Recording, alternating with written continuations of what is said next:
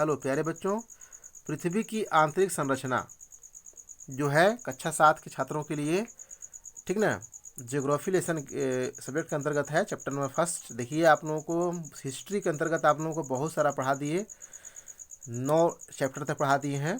इसलिए अब सोच रहे हैं कि आप लोगों को कुछ लोग ज्योग्राफी पढ़ा दें। तो आइए इसका स्टार्ट करते हैं, जल्दी जल्दी इसको भी पढ़ाते हैं आप लोगों को। पृथ्वी की आंतरिक संरचना कैसी है और इसके बारे में जो मोस्ट इम्पोर्टेंट क्वेश्चन बन सकते हैं उसके बारे में आइए आप लोग हम लोग इसको पढ़ लेते हैं। ठीक है बच्चों, अगर पृथ्वी ठंडी नहीं होती तो क्या होता? आप लोग को पता होना चाहिए कि पृथ्वी जो है, जितने भी ग्रह हैं, सभी ग्रह जो अंडाकार जो ब्रह्मांड हमारा था, वो टूटने के बाद जो पृथ्वी जब टूटी और जब जो उस अंड से जब बाहर निकली और जब हुई तो दहकता हुआ आग का गोला था पृथ्वी मेरा, जो धीरे धीरे धीरे धीरे इस पर वो आग धधकती रही, जलती रही। इसके बाद धीरे धीरे जब वर्षा हुआ, वर्षा के दौरान जब पृथ्वी जब ठंडी हुई, ठंडी के द्वारा तब जाकर के पृथ्वी पर जीव उत्पन्न हुए। ठीक है बच्चों, तो अगर प्रश्न पूछ रहा है कि अगर पृथ्वी ठंडी नहीं होती तो क्या होता, तो सिंपल सा उत्तर है, अगर पृथ्वी ठंडी नहीं होती तो इस पर जीवन संभव नहीं था। ठीक है, अगला क्वेश्चन है, सोचिए कि चट्टानें सबसे पहले कैसे बनी होंगी? तो उसका उत्तर है, चट्टानें सबसे पहले ज्वालामुखी विस्फोट से निकलने वाले तत्वों, तरल पदार्थों के ठंडा होकर जमने के फलस्वरूप बनी होगी। अगला है, चर्चा कीजिए कि आग्नेय शैलों में जीवाश्म क्यों नहीं पाए जाते? तो आग्नेय शैलों की रचना भूगर्भ से निकलने वाले गर्म एवं पिघले हुए तरल पदार्थों जैसे मैग्मा के ठंडे होकर के जमने के फलस्वरूप हुई है। इसलिए इसमें जीवाश्म उत्पन्न नहीं हो सकते हैं, क्योंकि शुरुआत में वो तो बिल्कुल गर्म था, तो गर्म में जीव या जीवाश्म थोड़ी ना उत्पन्न होंगे। आगे है, सोचिए अगर परतदार शैल न होते तो कोयला एवं खनिज तेल कहाँ से मिलता?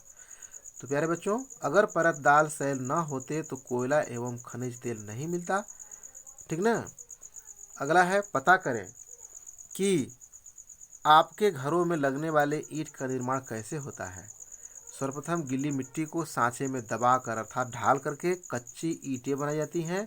इसके बाद कच्ची ईंट को भट्टे में कोयले का जो ताप होता है उस पर ताप में पका करके तब एक पक्की ईंट बनाई जाती है।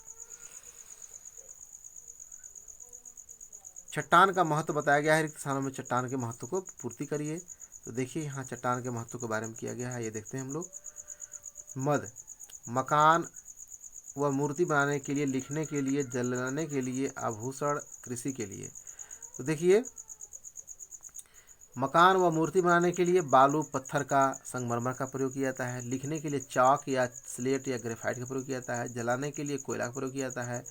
आभूषण के लिए हीरा और कृषि के लिए चीका मिट्टी, लावा मिट्टी या लोहे।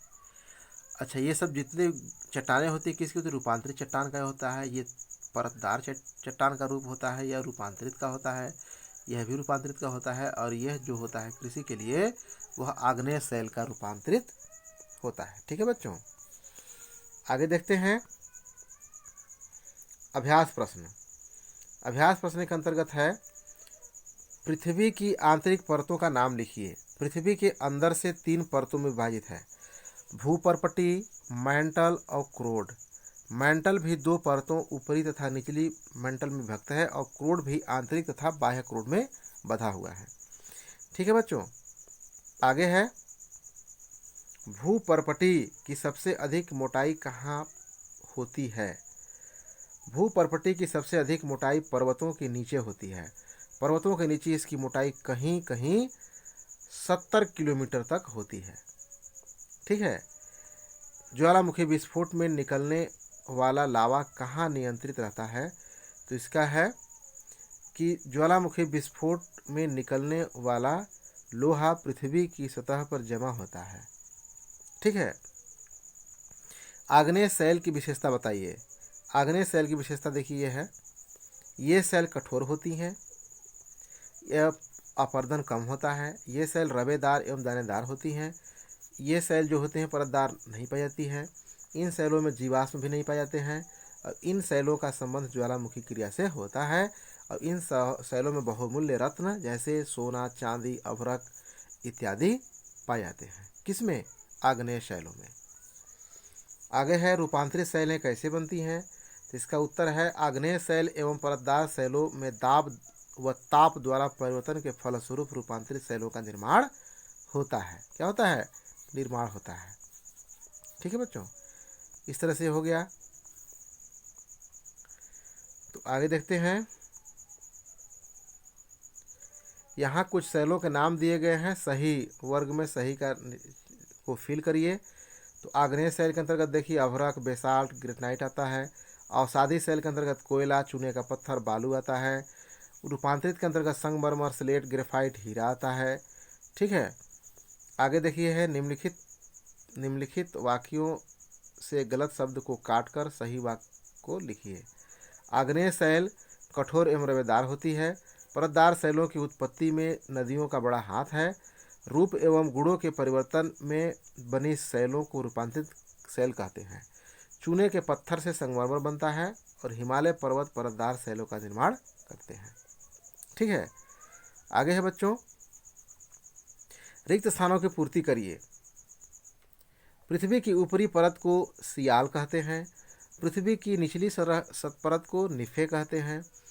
चूना पत्थर रूपांतरण के फलस्वरूप संगमरमर बनता है एवं मैंटल को ऊपरी परत को दुर्बलता तापमंडल कहते हैं। ठीक है बच्चों, और भी जितने भी कार्य हैं विद्यार्थी को स्वयं से करना है।